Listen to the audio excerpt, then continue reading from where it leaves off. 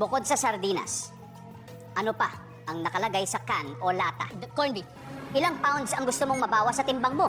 10 pounds. Ano ang kinatatakutan ng bata? Multo. Dahilan ng pag-ungol ng tao. Masakit. On a scale of 1 to 10, gaano kasaya? On a scale of 1 to 10, gaano ka kasaya sa trabaho? 8. Good job!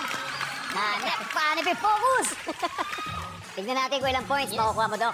Okay, let's go. Here we go. Hanep, Very, very focused, Doc.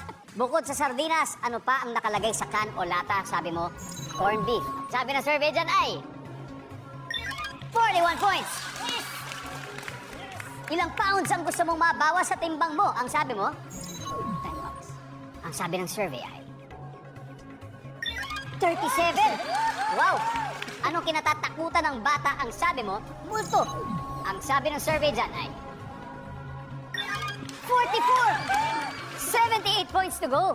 Dahilan ng pag-ungol ng tao. Eto, malamang dahil sa pagpapractice mo rin sa medicine ito, ang sabi mo ay masakit. Ang sabi ng survey dyan ay let's go! Wow! On a scale of 1. Eto, kahit sino talaga, medyo ito interesting kung ano yung sagot nila dito. Pero sabi mo, on a scale of 1 to 10, gaano ka kasaya sa trabaho mo? 8. Sabi ng survey ay wow! 20 points na lang! Doc! Ang galing! Best performance sa first player so far sa season na to, Doc. Talaga? Grabe, para talagang napag-aralan mo talaga lahat ng mga sagot. Doc Dex, balikan muna, tingnan natin kung ano ang kapalaran ninyo with Doc Stephen. Doc Stephen! Woo! Exciting to. Doc, eto na. Ilang points ang nakuha ni Doc Dex? Sana lampas 100. Hindi, joke lang. Hindi pa yun yung tanong. Pero hindi. Totoo yan. Lampas 100 ang nakuha ni Doc Dexter. Uy, God. 180 points to be exact. That means you only need 20 points. 20 na lang, Doc. 20 na lang. 100,000 additional na to. Sa mga nasa bahay po, kayo lang po makakakita ng sagot ni Doc Dexter. Dito sa studio, hindi natin makikita. Give me 25 seconds on the clock, please. Bukod sa sardinas, ano pa ang nakalagay sa can o lata? Spread. Ilang pounds ang gusto mong mabawas sa timbang mo? 10 pounds. Isa pa. 15 pounds. Ano ang kinatatakutan ng bata? Multo. Isa pa. Pulis. Dahilan ng pag-ungol ng tao? Nasasaktan. Isa pa. Sumisigaw. On a scale of 1 to 10, gaano ka kasaya sa trabaho? Okay. Doc Stephen, alamin natin kung aabot ba kayo ng 200 points or more.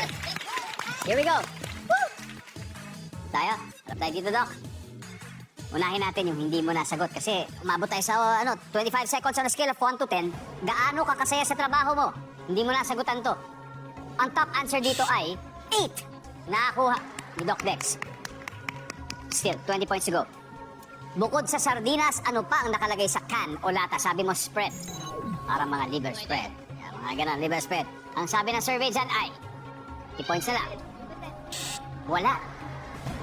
Nasagot ni Doc Dex ang top answer, which is corned beef. Number 3. Ilang pounds ang gusto mong mabawas sa timbang mo? Ang sabi mo, 15.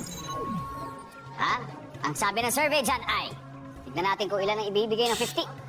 Wala. Ang top answer dito ay 10. Nasagot ni Doc Dex. At sinagot mo rin kanina.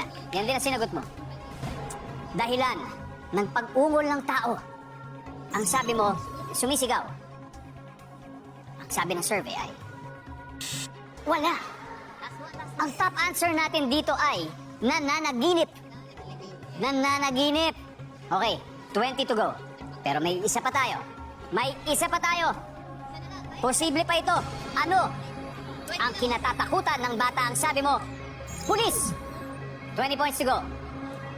Tignan natin kung ibibigay na sagot ng pulis ang 20 to get the additional 100,000 pesos. Ang sabi ng survey ay 8 points. Ang top answer ay multo. Nasagot ni Doc Dex. Doc Stephen, congratulations, nanalo.